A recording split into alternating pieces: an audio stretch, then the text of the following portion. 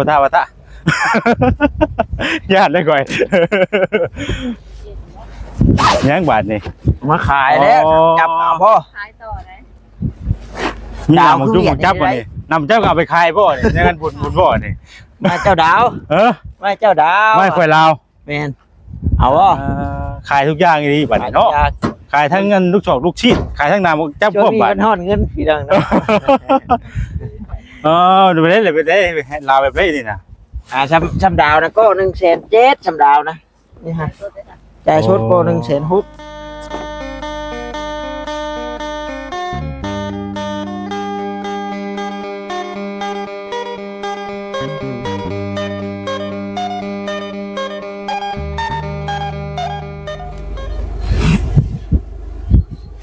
วันนี้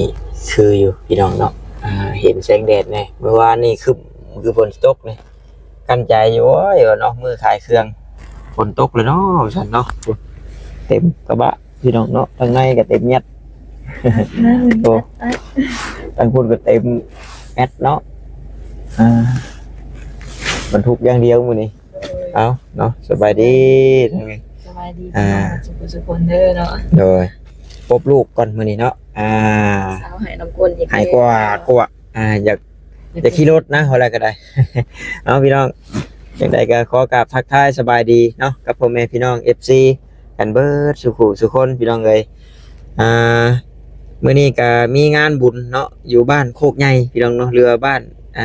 บ่อจิตบ้านบ่อเตียงเนาะว่าบอนคนฮู้จักหลายซะบ้านโคกใหญ่มื้อนี้เป็นงานบุญแจกพี่น้องเลยเนาะก็เลยสิเอาเข้าของไว้ลองขายเบิ่งก่อนพี่น้องเนาะมื้อนี้ก็มีโดนัทมียำมีหยังคือเก่าเฮาแหละพี่น้องเนาะมีลาบแต่ว่าเพิ่มเป็นพวกอันเมนูหนึ่งมาแม่นชิ้นฮอทดอกลูกชิ้นฮอทดอกนิดนึงเนาะส่วนขาไก่ทอดเอาคือเก่าพี่น้องเนาะไปเบิ่งก่อนเพราะว่ามื้อนี้มันเป็นมื้อตั้งพี่น้องเนาะมันเป็นมื้อตั้งหรือว่ามื้อห่อข้าวต้มพี่น้องเอ้ยเอาเนาะ FC ฝั่งลาว FC ฝั่งไทยทางต่างประเทศนำเนาะถ้าเบิ่งนำกันว่างาน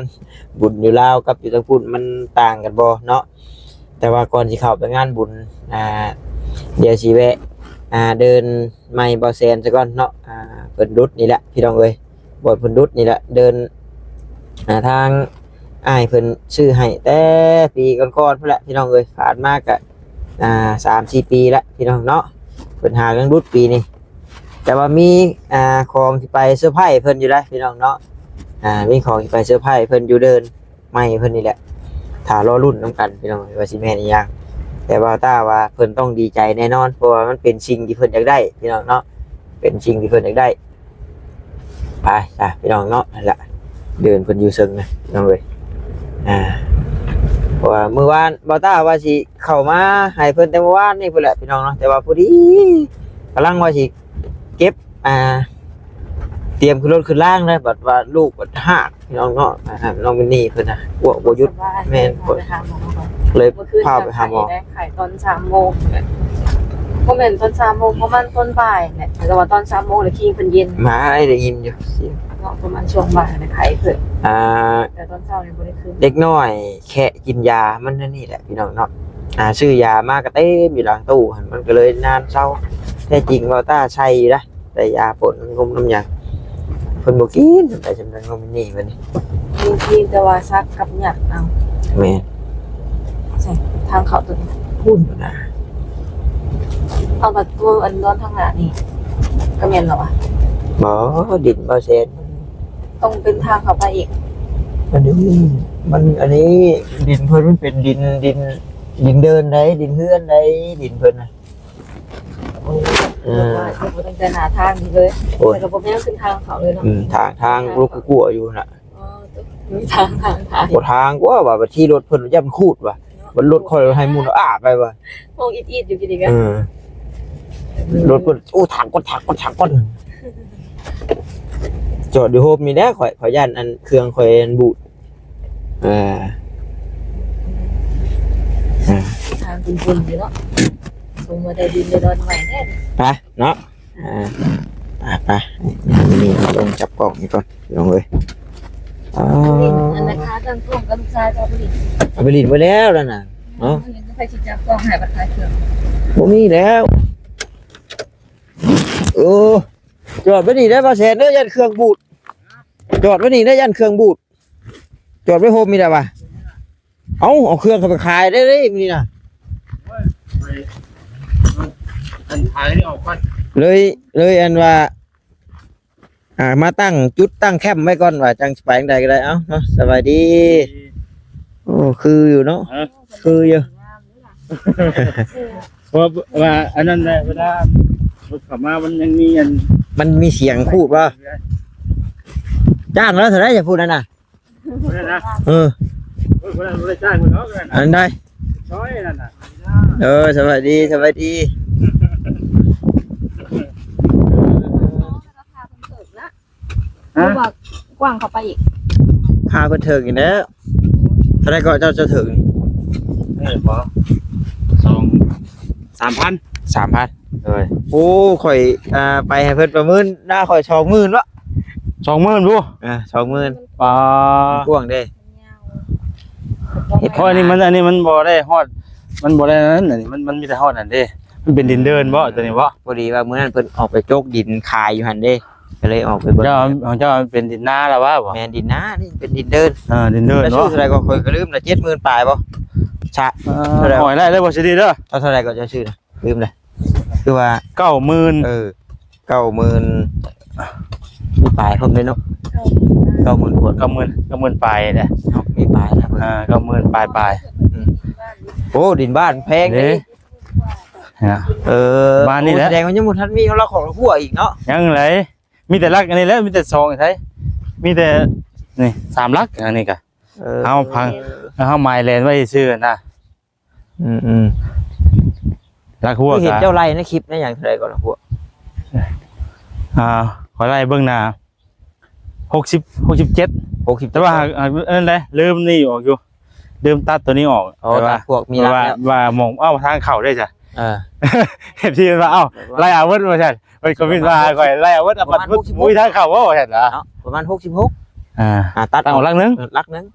เพราะลักนึงมันก็ได้ยาวเลยเนาะกว้างเลย แม่ คันว่าให้ประตูเข้ากะมันต้องหมุนนี่แล้ว แต่ว่าครับ เลยแหละ สรุปของวันนี้รถเนาะ แม่นบ่ต้องเฮ็ดแงกเฮ็ดงอกไปได้บ่เนาะ ตรงวันนี้รถ ได้สิผ่านจักแมตรนะพวก 2 เมตร 2เมตรพอดีงาม2เมตร ดีงามป่ะ พอดี อ๋อเรือนเจ้าละ20,000ปุ๊บ 20,000นั่นโอ้ยมันเป็นให้หน้านั่นครับให้หน้ากว้าง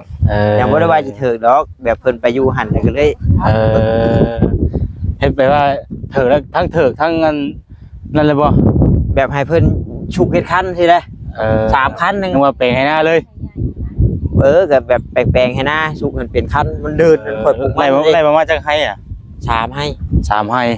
3ให้20,000เจ้าว่าบ่โหดบ่ว่าจะโหดอยู่ มันหั่นเด้อยากเป็นไห้นะเพราะว่าเขาปลูกข้าวหน้าบ่อยู่เด้ เฮาก็ถามเบิ่งหลายอันแม่นบ่มันมี เบิ่งเด้อประมาณซำนี้หากกขาวแหละแต่ว่า อ๋อขาวนะกูขาวตัวใดตัวนั้นบ่ นี่ตัวนี้ตัวอุ้มนี่ตัวเป็นอุ้มกกขาวแต่ว่าเลินเจ้ามันยาวเนาะแม่นยาวแต่ว่าความกว้างก็บ่กว้างบ่ได้คือเจ้าเห็นนะความกว้างน่ะกว้างเจ้าว่าซ้ำกันนี่บ่ใช่ แม่นสิประมาณนี้แหละความกว้าง กว้างแต่เนาะมันยาวอ่ะนี่เนาะแล้วยาวไปเลยมันก็ประมาณเท่าไหร่40บ่40ปลายแล้ว โยกปีนั้นคือว่า40คูณ20ปลายเนี่ย40ปลาย ทางนั้น20ปลายนะเบิ่งประมาณ20โอ้เป็นไรถึงออก โอ้คักอยู่มันเป็นห้องแล้ว ต่อไปมันก็บ่เป็นแล้วแหละนี่ฮะห้องเป็นห้องอยู่ตายนี่ได้ห้องกะต่อไปเพราะว่าทมกะดินผู้นั้นยุดผู้นี้เถิกหน่อยเจ้าปั๊บไปปั๊บมาก็ครับเฮ็ดทำเลนางจิบกาแฟจะมาเอ้ยพักกันยัง นอกป่าได้อยู่นี่เรียกป่าพักก็แล้วเนี่ย เพราะว่าน้ำนี่มันสิมาหุ่มมันมาโฮมมันอยู่บ่ได้บางทีมันตันมันก็บ่น้ำบ่มีทางไปว่าไว้เฮ็ดเป็นสายหอมมันต้องแบบว่าแต่ว่าถ้าเว้าถึงก็หอมบ่เฮ็ดหอมแต่เฮ็ดเป็นนอกหอมนะเฮ็ดนอกเนาะเอาเจ้าคิดว่าเจ้าไปเฮ็ดตังรองบ่ได้ตีนคันมันสิมาพี่กินเบิดสิเจ้าเอาไม่ใช่ทองไงเนาะจังนั้นตังรองนี่บ่ได้กินจิบกาแฟเนาะนี่ไม่ใช่แล้วตัวนี้เป็นแบบเป็นอย่างแล้วเลยกะ ยังบ่ทันได้ว่าจักมันสิเป็นหยัง ต่อไปยังว่าโอ้ไปลงป่าเฮือนบ่แสนไปเนาะกินปลากินหยังที่นะ วันนี้จะมาไล่เฮือนนี่เจ้าว่าแต่พี่กับพี่เนี่ยมันกว้างได้มันทำไปเฮ็ดเฮือนน่ะมันบ่ได้ห้อง คำว่าในต่อไปคันว่าคือได้เฮ็ดเฮือนให้หยังก็นี่แหละนี่ว่าสิเฮ็ดอยู่ในโซนตัวนี้นี่ให้มันมีเดินทั้งนั้นนะตอนนั้นก็ให้มันมีเดินนํ พี่เฮือนตรงบนนู้นพี่แล้วเฮือน ฮะ เฮือนตรงนู้นพี่เฮือนน่ะ เจอรถจงเดินหน้าเฮือนนะ ไปสิไปเจอเดินทางหลัง ต้องให้พี่บ่ชุดพี่เลยบ่ พูดไปแล้วทางนี้มันเป็นหน้าเฮือนไว้เต้นระวงบ่เธอคักแล้วเลย บ่ได้คิดว่าอยากเอาได้โซนนี้ได้ข่อยนะหมองนี้เลยนี่ให้มัน เจ้า อยู่ สิ โซน ได้ นี้ ถมดินแถวนั้นนี่อีกกอบนี่อันนี้นั่นปล่อยให้มันเป็นแล้วหางหนองลงมาพี่ นี่ทมดินบ่พอมันสิเป็นควางเฮือนสิเป็นควางอันที่ดินและดินเจ้าน่ะมันเป็นอันกว้างอันห้อมแล้วมันบ่เหมาะกันหั่นน่ะ เอาบัดมีงานบัดเฮือนบังไว้เลยอันทางงานอันนี้ปลดวงข้างหน้าผม เฮ้ยโอ้ยจังหวะจังก็สิเป็นหยังบ่อยู่ มึงไว้ก่อน คิดไว้แล้ว ค่อยว่าตอนแรกว่าอยากวางตรงนี้ว่าคำว่าแต่ว่าได้ตั้งนะว่าให้มันมีเดินนี่อย่างที่นะแต่ว่างานก็จักคือว่านั่นเนาะ มันเบิดเลยเนาะถ้าบ่แม่นอันนู้นเนาะเผื่ออันนู้นก็มือเฮือนเมียพุ่นเนาะ โอ้ยเมื่อหับมันหักมียังให้เขาเลี้ยงนั่นเนาะ มานอกแถวนี้ก็ได้แล้วว่าไอ้เนาะปุ๊ก งามอยู่นี่กะนี่ บ่มองเบิ่งดินน่ะแถวนั้นมันอยากนั่นอยู่ได้ นาค่อยนะมัน อยาก พี่ได้ ค่อยแห้งว่ะ ไปเอาชุดพุด ฮะ ไปเอาชุดพุด โอ้มัน พี่ มัน แล้ ก็ในเลยคนแรกเนาะมันแฮงยับมาในอีกแล้วเว้ย พี่แล้วนี่ค่านี้ขึ้นไปหารักตัวนั้นเฮือนนี่ทั้งนี้ก็เฮ็ดรอบๆหลังบ้านทั้งนั้นก็หน้าบ้าน ได้เฮือนอยู่กลางๆนะ เบิ่งแหน่พี่น้องเนาะชาวดินเดินนะเกือบแสนได้พี่น้องนี่นะเกือบแสนบาท 95,000นี่แหละว่า95,000เนี่ย เกือบแสนบาทได้ถ้าว่าชื่อดินให้ดินนาได้กว้างอยู่แต่ว่า ธรรมดามันก็ มันเลิก มันอยู่เลิกเนาะอันนี้มันก็ประมาณนี้นะบ่ถึงกันว่าแบบว่าในกับบ่ในดีเนาะ ถ้าว่าแปะทางไงนี่แห้งกว่านี้ โอ้ แปะทางดำนะ อ่า แปะทางดำแห้งกว่านี้เนาะพี่ว่าอ้ายเพิ่นว่าเข้าไปเบิ่งแหน่บ่แทนแล้วดุดแล้วเถิกแล้วหั่นมาทันเป็ดเติดไปแล้ว บ่กายอันอยู่ตั้งแต่ชื่อเด้ตั้งแต่ชื่อก็ยังบ่ได้เห็นแบบซี่แหละว่าแต่ยังบ่จักจำว่ามันเป็น เดี๋ยวนี้แล้ว แบบไรหมองนั้นแหละมันจุดนั่นก็แต่ว่าก็จังว่าเขาก็คอยคำว่าในกรณีว่านั่นก็จะคอยถมไปหั่นนะ แม่ ถมไปทีเล็กทีน้อยแล้วครับว่า ประมาณ30รถพุ่นแล้ว เฮ้ย โอ้ย เอาตีเป็นร้อยผู้ เฮ้อ เป็นร้อยพุ่นเลย อันนี้ได้ จะได้น้อยนะ30ไปโหลดได้ โอ้ยว่าตามันไม่ได้ง่ายๆเด้ประมาณหลักร้อยพุ่นเด้ ระดับ30กว่าล้านจะอยู่ดิ ประมาณ โอ้ 3 เป็นร้อยเนาะ เนาะอยู่ดีได้ โหดได้ไปเท่าถม บ่เฮาถมนี่เฮาว่าเฮาต้องปรับไปนำอีกได้เพราะว่าปรับให้มันตัวนี้ให้มันไล่เท่านั้นเด้ให้มันไล่อันแบบตัวนี้ น้ำใช้กันอลีนั่นพี่ได้อันนี้นะพี่ได้อันงากระบกพี่ได้อลีชัดๆขึ้นไปพูดนะ น่ะปลายละหัวนะเครื่องละหัวผู้เข้ามานั่นก็เจ้ารับจากกัน แบบเนาะ เขาจะได้แบบมันล่ะพูดแล้วลักหัวเนี่ยพูดแล้ว มันเป็นดินจังหวะไหลลงมาเลย ว่าอะไรกันหน้ามันโฮมมันนี่หน้านี่ แม่ หน้ามันมาโฮมอยู่นี่มันเลยมันไหลพุ่น แต่ว่าถมพอดีกระเทิดนะพอดีมันชูไปอีก พอดี ถ้าว่าเขาป้านไว้ก็หานี่นู่นถามว่าอยากป้านไว้แต่ให้มันดินไหลมันมุนเสียนะเขาป้านไว้ เหนียวขี้เหงื่อใช่ไหมตัดไว้ แต่ว่า เป็นกวมเพิ่น เขาเถิดคิดได้ว่าปีตกมาปีสิมาเนี่ยมันฝนตกเนี่ยจะเป็นยังไงเนาะ มันจะสิสูบอีกนิดนึง อ๋อมันก็ชิไหลกวดปีเลยเนาะดินไหลพุ่นแล้ว ขี้เหงื่อน้ำนี่สิมาโฮมพี่เบิดมันก็สิมุนๆอยู่แต่ว่าคือว่าอ่อนแล้วแต่ว่าเฮานานเฮ็ดนานหยังมันก็ภาพจะภาพมันน่ะแล้ว ว่า หลักๆก็ได้ จะ เนาะ ว่ามันจะมันสิเป็นหยังจะว่าจะมีแผนว่าอยากเฮ็ดเทือนไว้ว่านะมันหนักจะยามใด ขอเฮ็ดไป ไว้ อ่า เอาพี่น้องเลยเนาะ น้ำให้น้ำนาลังคาเฮือนยังไปเมือง คอยออกไปเบิ่งหน้าชาวีเว้ารัดไว้ก่อนละเถอะโอ้ยเนาะ ลังคาเฮือน มันบ่มีเถิงแล้วเนาะบ่แซ่นนอกไปเบิ่งนี่แหล้ว หลังคาก็ยังพันได้ขึ้นบ่กำลังตั้งไว้บ่ ยัง กำลังตั้งไว้ปีกายนี่บ่ อันที่เลยเด้ ผมหอบไปดิหอบไปอันนี้นี่ถือว่าจำได้หัวกับหนามจับถือว่าร้อยแล้วเนาะ หักอยู่ โอ้ฉันเจ้าได้หัวกับหนามจับข่อยสิมาขอปลูกมันใช่ยามผล ผมบ่ มัน สิเป็นหยังมาปลูกกันแล้วแหละ เนาะกินน้ำกันดิเป็นยัง การคนมาถึงดิ เออ น้ำมังจับแล้วก็สนามจับจะไรเบิ่ง นาบอกจับนะถ้าคนไล่เบิ่งน่ะประมาณ8ก้อนี่แหละ 8ก็ คำว่าได้เฮาคำว่าไล่ก้อละ100 เมตรได้คำว่าได้ก้อมันหนักมันสิเป๊ะอยู่บ่ล่ะมันสิตรงมันสิฮอด100อยู่บ่ล่ะ ไป 8หรือว่า เบิ่ง100 เมตรอันนี้ดินเฮาจักดินเจ้าลองแทกเบิ่งน่ะมัน40บ่จ้ะบ่ อ้าวไปนี่ก็40ปลายนี่ 40ปลายเลยเด้มันก็ก้อนึงมันก็ได้ก้อนึงมันก็ได้2เกือบ2แถวเนาะ แม่น อืม แถวหนึงกับครึ่งนะ แถวนึง แถวถ้าว่า40 แถวข้างมันก็บ่ได้ฮอดนั่นเด้เฮาก็ได้ แถวหนึงกับ20 เมตร เพราะว่าทางข้างมันก็สิประมาณ3แถวเนาะ จะสิประมาณจักเปียก3เปียก 4ได้ 4เปียก ต้องสีมันจังนั้นคำว่า3มันยังต่ำอยู่เนาะ 3ยังตันอยู่ดิ อ้อมไว้แล้วคำว่านั้นก็อ้อมไว้เพราะว่ามัน เบิ่งนี่กูว่าพี่น้องเนาะขนาดไล่ทอหัวทอลักนี่ชื่อก็ยังตีไปเกือบสิเข้า6-7 ล้านเลย เอาลักหัวนี่ก็ลัก80ได้ข่อยถามเบิ่งแล้วช่วงอันข่อยทางป่า แต่ว่าบ่แม่นลักยาวซำนี้ได้ เอา ลักบ่ยาวซำนี้ได้ ทางว่าบ่ตามันก็2 เมตรแต่ว่า เนาะ บ่เดียวเบิ่งนั่นคือตัวย่อยอยู่สิดอก เอามันเฮาพังบ่ได้ลึกเนาะ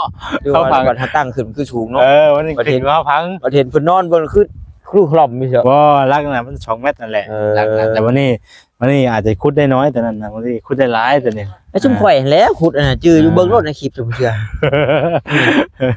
ปักแปกปักแปกปักแปก โอ้ก็คือว่าแล้วมันก็ได้ปรับได้ปรุงอย่างหลายอย่างอยู่หรอกครับเนาะมันแน่นดินมันบ่เพียงไงเนาะแต่ว่ามันก็ ดินป่าดินผกเนาะสนับสนุน แต่ว่ามันก็ได้อยู่ขนาดเฮาเฮ็ดเรือนชาติก็มันก็เฮากับมันก็ปรับนั่นหน้าดินเอาแหละว่านั่นก็ ทางเงินคูณดินมันง่ายคือเพื่อนแน่ว่าสิได้ตั้งเสาน้ำเงินเสาไปล้าน 26 ล้านเฉพาะแต่เงินข่อยแม่นตั้ง เสา แม่นทอดทำนั่นสิ เสาชื่อเท่าไหร่ เสานั้นต้นหนึง 1,200 1,200บ่ 1,200สำนาน้อยก็ต้นละ1,000เพราะนั้นน่ะ18แล้วก็อีกแต่สัตว์ยาวมาตรฐานมันนั้นแต่ว่าต้นละ1,000น่ะเพิ่นน่า15ต้นละ1,000น่ะ แต่แรกพันน่าจะผ่านเนาะ มันสิขึ้นบ่หรือบ่จักแต่ว่าถ้าเอื้อยนกมาแล้วเพิ่นก็ช่วยซื้อเอื้อยนกให้ มันก็น่า15นี่ก็นั่นแหละ มันเบิดน้ำถมดินถมหยังพร้อมมาแล้ว เพราะว่ามันก็บ่ได้รับน้ำหนักอหยังหลายปานใดเด้บ่ แม่ โครงหลังคา 15นี่ก็โอ้ยปานใดแล้ว ขึ้นดินอันตั้งแล้วก่อนมาขึ้นดินเพื่อนอีกได้มันมันเลยมันหลาย เบิดหลายนำนั้นแหละ เจ้าถมดินซะก่อนล่ะว่า ถมดินรอบนึงแล้วก็เอาดินเข้าอีกรอบนึง อันนี้ได้จากคันคือว่าข่อยสิอันนี่นะ คือเจ้าสิตั้งอะไรนั่นข่อยแนะนำให้เจ้าตั้งให้ดินแกนไว้สิก่อนแล้วจังเอาดินเข้าหลัง อ๋อว่าเฮาตีแบบไว้ก่อน ตีแบบไว้ แปล ก่อ ว่าน คือแบบว่าให้มันไล่คือไอ้หยังก็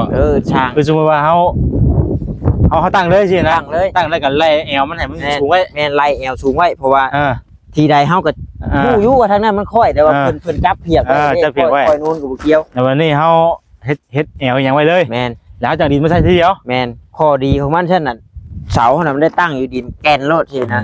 เอ้ามันบ่ อัน ได้ นี้เฮาถมแล้วก็ยังได้ขุดขึ้นไปพวกนี้ก่อน แม่นเฮาถมแล้วเฮาบ่ได้ขุดจนลกจำดิน ต้องจำพื้นคือเขา น้ำเพื่อนมาเป็นดินแม่น้ำ มันบวมเนาะ แม่น เอาดินนี่มันแน่นอยู่ดินว่าซี่นะ แม่นจำดินสินั่นเอาว่าเจ้าเป็นตั้งเทโลดนี่แฮงคักอันนี้แต่บ่แล้วมีแต่จับแอวมันเป็นระดับไว้คือข่อยเว้านะ ข่อยคิดอยู่กับเฮาก็เฮ็ดแอวมันสูงไว้ซี่นะประมาณจักเม็ดนึงนี่นะเม็ดนึงนี่ก็เพื่อเฮาต่อไปได้ถมดินอย่างมันก็บ่ดีเนาะ แม่นผมค่อย80ผมค่อยแนวนี้ของเจ้าดินค่อยเด้ ต้องเอาเป็นเม็ดเพิ่นได้มันสินักโตตอนเข้าห้องเฮือนเพิ่นแล้วบัดนี้ เนาะแต่ว่าบอกมาแล้วพี่น้องเลยบอกเชนจากได้เสาเนาะได้เสากับน้ำ รับแรกก็เสาก้อนนะเสาเอาเสาเอาอย่างมาตั้งมาไว้ก้อนที่แล้ว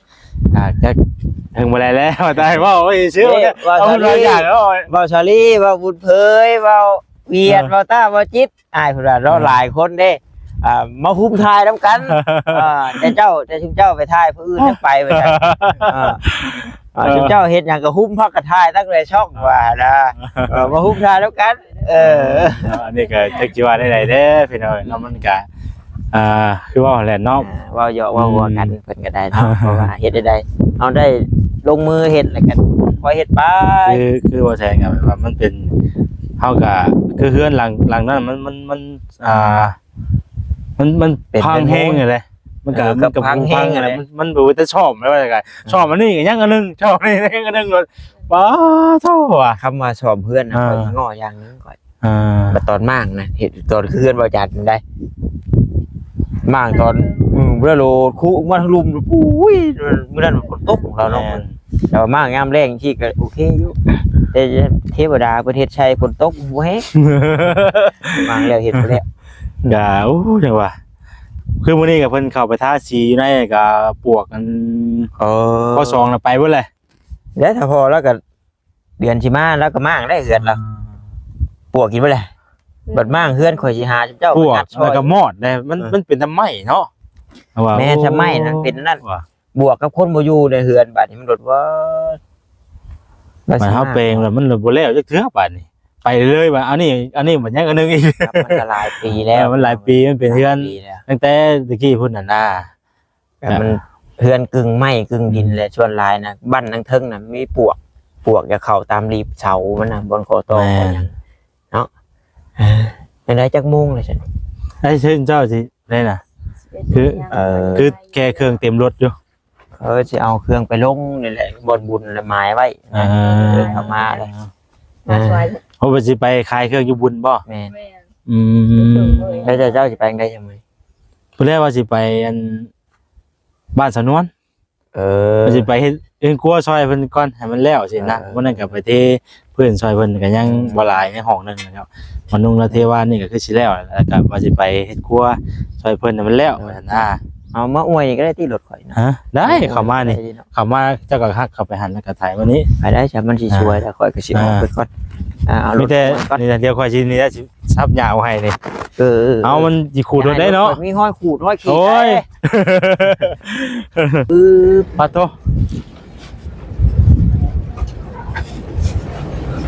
เต็มรถเลยเนาะ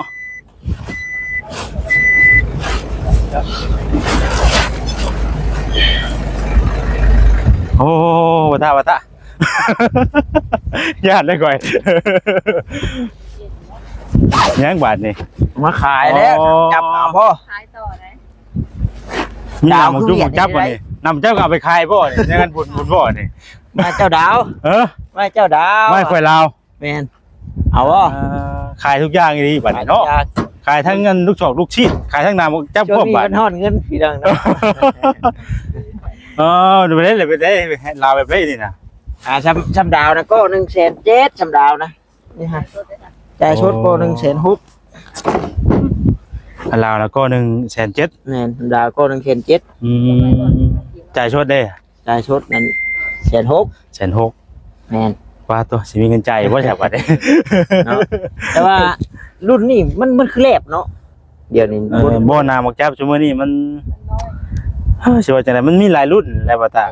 มันมีของเวียดของไทย ก็คือน้ำมันจากไปกินเนาะใหญ่สำดอกกระปูนะ สมาก็ใหญ่ขึ้นกว่านี้นะ300,000พี่น้อง 300,000แต่ว่านี่ จักเม็ดใช่บ่ตานี่ ก็ละ100 เมตร 100เม็ดบ่ 100 เมตรคือว่าแล้วเนาะก็สิเอามาให้เจ้าอันนี้ อันนี้ได้ ดาวบ่ดาวก็แม่นเอานะมื้อนี้นะ ว่ายังบ่ได้ตกลงกับเจ้าให้ค่อยบาด เอาให้โลดมื้อนี้นะ ฮักแน่ คักนี่ก็ได้ชื่อเครื่องค่อยก็ได้คือบุญนั่นมาลงมาชื่อซอยเด้อเดี๋ยวให้ถ้ามือบุญลงมาซอยมา ฮักแน่บ่นี่บ่ดีบ่นี่ คักแน่แหละ อ๋อพี่น้อยเนาะ ถอยรถมาป่านนี้แหละโอ้ย คนขึ้นคนลงแต่ว่า คอยว่าสิเอามาแต่วัน อันนี้ได้ พอดีว่าโอ้ยแลนไปซินู โอ้ยพี่น้อยเนาะคือมาดีใจเท่เด้บาดนี่เนาะ ดีใจอยู่บ่ โอ้เนาะ บัดยัง พวกนี้อยากได้อยู่เหรอ อ่านมาบ่แทนต้องดีใจเป็นแนวที่เราไปฝันนึกได้เป็นว่านะ ได้ล่ะบอกจับอะไรกันยังรักแล้วบาด เนาะชอบว่าชาลีบ่แล้วหัวนี่ มีแต่หาตัดเอาไม้เพิ่นรุดมื้อนั้นแล้วก็มันสิพอ พอแล้วก็มีน้ำมีหยังสำหรับมีหัวมีหยังมันมากอ่ะสิจ้างหรือสิหาหมู่ โอ้เนาะมันก็จังว่าเลิศสิ อยู่ชำหาก็มันต้องมีกินแน่เด้ชำหา โอ้เนาะเฮาก็สิหาหมู่ก็บ่กล้าปานใดได้เกรงใจเนาะจะไปหาหมู่ก็ได้ สิคุดแล้ว บ่ได้ไรจังว่ากันว่านั่นดีๆเนาะมันหา โอ้พังน้ำมักจับพังหัวนี่ก็มันก็มีเรียบมีลายเหือนในพี่น้องเนาะ ขอยันมันบ่แล้วมื้อนึง บ่แล้วเพราะว่ามือหนึงนี่เฮาต้องปะให้ตีนเสาเฮาแข็งแต่เฮาสิมาดึงน้ำมักจับงัดให้รถนี่บ่ได้ บ่ได้มันต้องได้ฝังละกัวเทให้มันนั่นก่อนเนาะมันยึดซะก่อนมัน นี่ ว่า เตมันยึด เนาะบ่ได้ก็ได้ไปเนาะมาเอาลงซั่น ทางแน่บ่นี่ คักแน่เอาขึ้นรถเจ้าเลยโลด ขึ้นรถเลยบ่ เอาขึ้นรถเลยโลด ยังไม่ได้เห็นน้ำแล้วก็แรงเนาะ ว่าเจ้าสิโดดกอดเอาเลย อยู่เอา โอ้มันสิกอดก็กอดบ่ได้เนาะมึงนี่ ไปพาท่ายลง ต้องซื้อว่านาบักจับไว้ดีพี่น้องเอ้ยเนาะ คมทำสิคนบ่ได้ชื่อชินูเด้อนี่นะ ก็ชื่อใช่นี่ ชื่อรักษาบ่แม่นชื่อลำดงเห็น เขาก็ถามอยู่โรงเรียนได้บ่เนี่ย นั่นแหละ คอยถามอยู่โรงเรียนมื้อนั้น อ ก็นึงน่ะ160เนาะว่าสิดิมื้อนั้นถามน้องถาม อยู่ห้านนางยานบ่แม่นเนาะชินูได้อยู่ห้านนางยานนั่นถ้าเอา10ก็ขึ้นไปแลแสน60ก็ได้ถ้าเอาน้อยแลแสน70บ่ก็ถามมันก็ข้าวอยู่นะว่ามันสิแพงบ่นะโอ้160เนาะ บาทนี้มัน เลยบ่นี่ เอาขึ้นเลย เท่บ่นี่ บ่เท่แล้วบัดนี้น่ะมันสิมีลวดใหญ่ลวดน้อยอีกได้ถ้าลวดใหญ่นี่ก็อีกราคานึง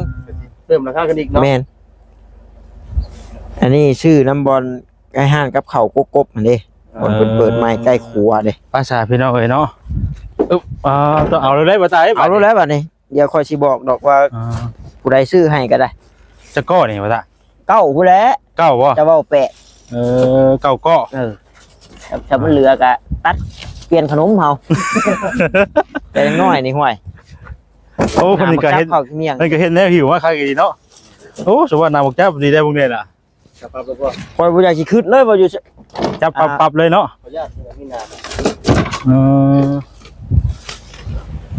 เฮ้ยถึง อยู่ว่าบ่เข้าเด้ โอ้แนวเพิ่นเฮ็ดมาโดยเฉพาะเนาะถึงแล้วมันปรับแล้วได้นี่น่ะ บ่พอก็เติมนึงแล้วก็เก้าก้อเลยเจ้าไร่มีแต่8นึงเนาะ โดย นี่ก็ทางไอ้หนวดเพิ่นนั่นแล้วนี่ก็ได้เพิ่นซื้อให้ ใช่เนาะเบิ่งใช่ พี่แล้วมาห่มพี่แหละเนาะ โดนน้อยอยู่อยากอยู่ใกล้เพิ่นบ่ ใกล้เพิ่นเด้เพิ่นก็เห็นเจ้าดุดเจ้าหยังให้แล้วก็เห็นเจ้าดุดเจ้าหยังเลยเพิ่นก็ชื่อน้ำให้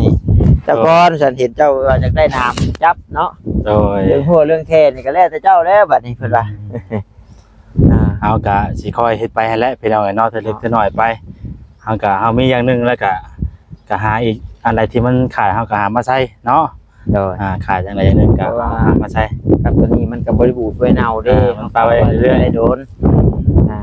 พอเฮ็ดไปแล้วบ่ตายจังย่ำใดสิแล้วก็คอยเฮ็ดไปเทื่อเล็กเทื่อน้อยเอาแหละพี่น้องเนาะ แต่ว่าเฮ็ดอีหลีเนาะแต่ว่าจ้างช่างเพิ่นหยังก็ว่ายากมันช้าก็หาหมู่เทื่อเล็กเทื่อน้อยพูดก็ได้เนาะก็แนมมีกินแน่จักหน้อยเย็นๆจัง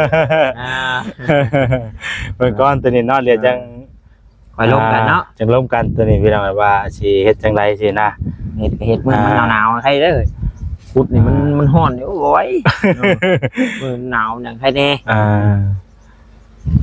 เนาะเอา ดีใจแล้วบัดนี้เนาะ โอ้เนาะครั้งแรกบัดนี้ คักแล้วแต่ว่าพ่อบ่พอก็ตื้อไปเองบัดนี้ พ่อก็ใช่พ่อแล้วบัดนี้ได้ ออนไลน์มีแต่8จังที่จะ8ก็ เป็นก็ โอ้ย9ก็900เกือบ1,000 เมตรเนาะ แล้วจะมันสมมุติว่าข้างนี้นี่เนาะข้างนี้มันก็บ่ได้ฮอด50เด้ บ่ฮอด มันก็ได้2แถวเลยเด้ฮะ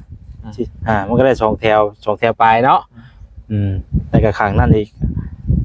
บัดขางนี่มันหอม ข้างละ2ก้อว่าจะว่า ข้างละ2ก็ปลาย ข้างละ2ก้อปลายเนาะ ยาวได้แต่ว่าทั้งชั้นนี่ มันก็ยืดใส่กันที่นะเนาะ แม่น เฮาก็ยืดเฮาก็โหนหากันเอาสินะ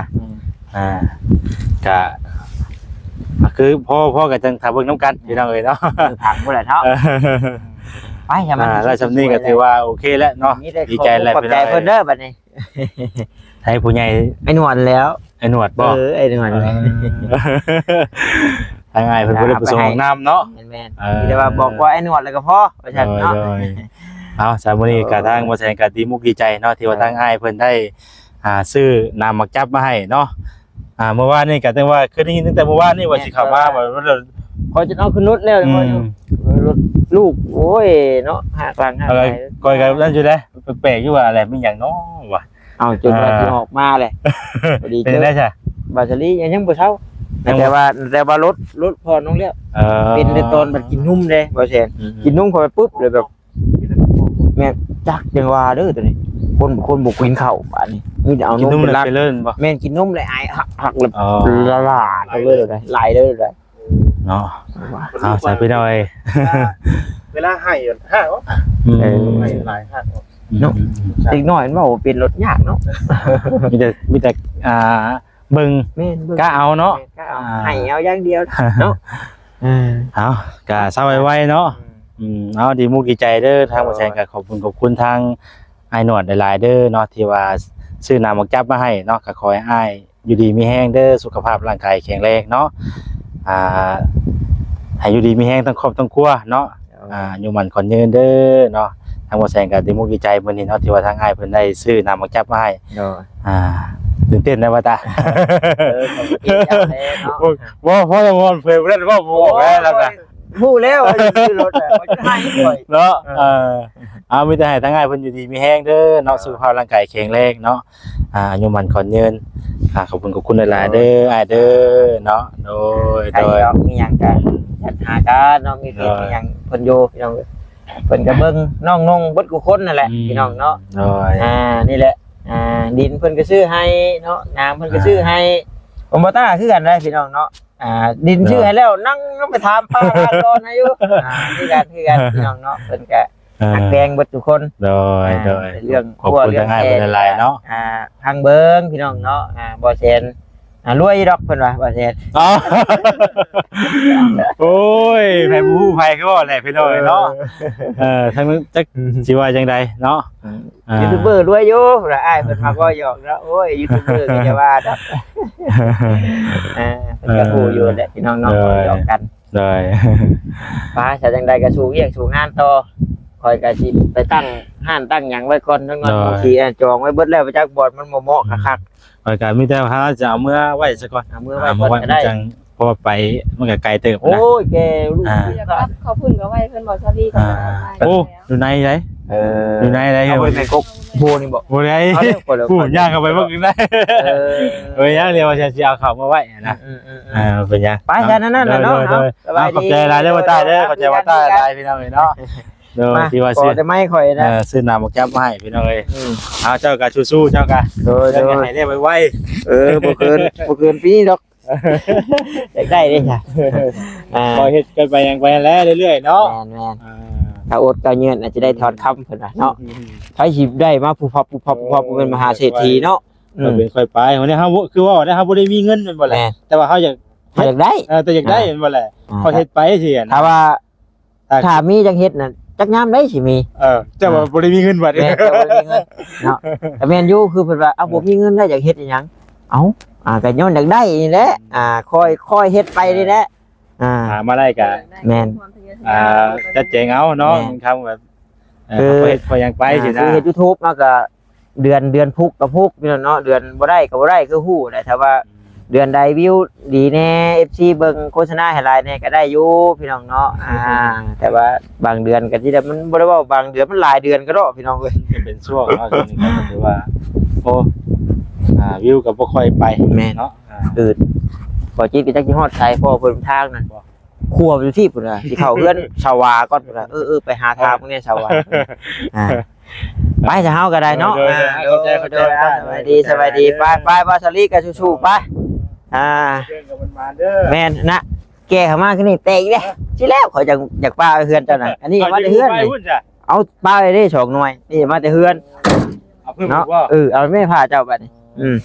เอายังน้ำแน่นี่ขายยังน้ำแน่นี่โอ้มีหลายอยู่เด้มือบุญกันจังลงเลาะมือบุญก่อนใครอยู่ใช่อยู่ในพี่ก็เต็มตึ้งอยู่ดีนะแม่อยู่ในพี่ก็ได้เต็มบ่อละป้าโทษผู้ บ่ทุกเต็มเลย แกโดยเฉพาะนะแต่ว่า เนาะ เออป้าสู้ๆพี่น้องเนาะโอ้ยขอให้มีข่าวดีเรื่องห้วยไว้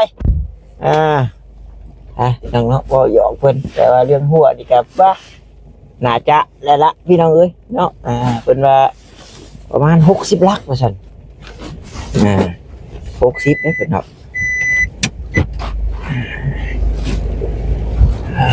นี่เด้พี่น้องเนาะเบิ่งถ่ายทางเข้าให้เพิ่นก่อนแล้วก็บ่ไกลบ้านก็ดินตกอยู่พี่น้องเอ้ยไปเวลานาทีมันก็ยาวแล้วพี่น้องเอ้ยก็สิได้ขอตัวจบคลิปก่อนเด้อเนาะก็ดีมุกดีใจเนาะทางบ่ตาเองก็ได้ดีทางอ้ายเพิ่นก็บ่ทิ่มบ่ปะน้องนุ่งซอยโน่นนี่นั่นก็ได้เบิดคู่คนนั่นล่ะพี่น้องเอ้ยเนาะผู้ชิปผู้เล็กผู้น้อยอ้ายเพิ่นก็หยิบยืดให้เลี้ยงแนวอยู่แนวกินหลายเทื่อหลายข้าวพี่น้องก็ตั้งแต่อ้ายเพิ่นเข้ามาเพิ่นก็ได้ห่วย 3-4 ปีแล้วพี่น้องเนาะ โดนอยู่ป่ะก็มีแต่ว่าขอให้ทั้งอ้ายอยู่ดีมีแฮงเด้อเนาะทางครอบครัวเพิ่นก็ได้เฮ็ดกิจการงานอันใดก็ขอให้รุ่งให้เรืองขึ้นไปมื้อหน้าขอมีคนฮักคนแพงพบเจอแต่คนดีมีแต่สิ่งดีๆเข้ามาในชีวิตครอบครัวของอ้ายเพิ่นเอาถ้าคลิปนี้ก็จบคลิปก่อนทางบ่ตาเอกก็ได้ขอกล่าวคำว่าสบายดีเด้อพี่น้องเด้อเอาสบายดีสามีโดยสบายดี